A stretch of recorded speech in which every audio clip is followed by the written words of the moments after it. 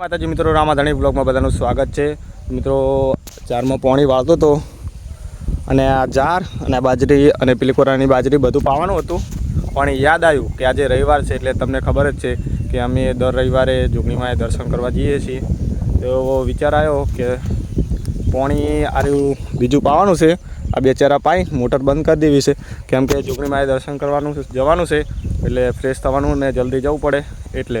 અને 6 તો વાગવા આવ્યા છે અને હજુ ભેંસ દોવામાં અને એમાં અડધો કલાક થઈ જાય, એટલે મિનિમમ 7 વાગી જાય નાતા ફ્રેશ થતા ને દર્શન કરવા જવાનું, એટલે પછી અંધારું થઈ જાય છે. તમને ખબર જ છે કે દર વખતે અમારે અંધારું થઈ જ જાય છે.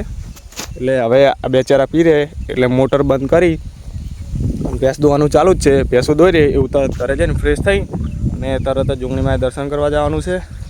અને બીજું પણ એક યાદ આવ્યું છે, પણ એ હાલ કહેવાનું નહીં, આપણે અહીંયા જશું એટલે વ્લોગમાં તમને બતાવશું. પહેલાંથી તમને કહી દઈએ તો તમને જોવાની મજા ના આવે, ઇન્ટરેસ્ટ ના રહે કે શું હશે, બરાબર? તો મિત્રો હવે ઘરે જઈને ફ્રેશ થઈને મળીએ. ઓકે, વ્લોગમાં કન્ટિન્યુ રહેજો અને પહેલી વાર ચેનલમાં આવ્યા તો ચેનલ સબસ્ક્રાઈબ કરી દેજો. કન્ટિન્યુ. તો ફ્રેશ થઈને આપણે બહાર આવી ગયા છું. જો અમારે દીવા લઈ લીધા છે અને દૂધ ભરાઈ અને પછી જવાનું છે જોગણીમાં. અને મારા કેટલું ઊંચા છે જો. આબુ હે નહીં? આબુ ના પાડે. આબુ હે જોગણીમાં? ના પાડે નહીં. આબુ તો લઈ જાઓ. તો મિત્રો હવે દૂધ ભરાય અને પછી ડાયરેક્ટ તમને જોગણીમાંના દર્શન કરાવશું, બરાબર? તો જોગણીમાં મંદિરે જઈને મળીએ. કન્ટિન્યુ છે શેક નહીં કેવું ચાલે કહો? તો મિત્રો જોગણીમાં આવ્યા છો અને જો દર રવિવારે ઘણા બધા જોગણીમાં આવે છે. અમારા ગોપાલભાઈની આવ્યા છે દર્શન કરવા. દર્શન કરી રહ્યા પણ તમને પણ દર્શન કરાવી દઈએ.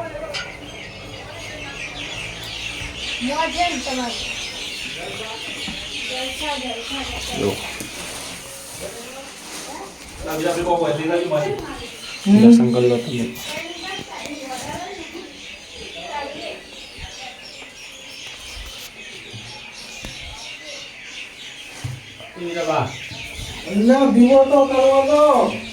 હા, શાંતિ દીવો શણગાર ના કરજો. એ વાત સાચી. મિત્રો જો હમણાં તો રમત ચાલુ છે, દૃશ્ય રમવાનું, બરાબર? હવે દર્શન કરીને આપણે એક જગ્યાએ તમને કીધું હતું, આપણે બીજી પણ યાદ છે પણ એ કહેવું નહીં, ખાવાની વસ્તુ લેવા જવાની છે મારા એક ફ્રેન્ડના. તો અનિલભાઈના તો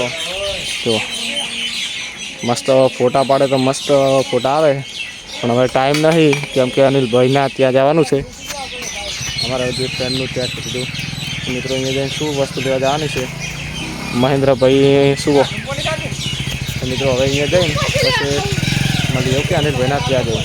ઓકે, કન્ટિન્યુ. મિત્રો આપણે અનિલભાઈના ત્યાં જતા હતા અને બાઇકની જરૂર પડી હતી ઘરે, એટલે આપણે જે વસ્તુ જેમ કે ખાવાની વસ્તુ લેવા જવાનું છે, તો કેરી લેવા જતા હતા. પણ બાઇકનો ફોન અચાનક આવ્યો કે બાઇક જવું છે, બહાર જવું છે, એટલે અમે તાત્કાલિક ઘરે આપતો રહ્યો. પછી હવે નેક્સ્ટ ટાઈમ જાઉં થોડાક દિવસ પછી, આવતા રવિવારે એને ગમે ત્યારે જાઉં એટલે બતાવશું કેવી કેરી આવી. બ્લોગ કહો તો કોમેન્ટ કરજો. જય માતાજી, જય બાબા.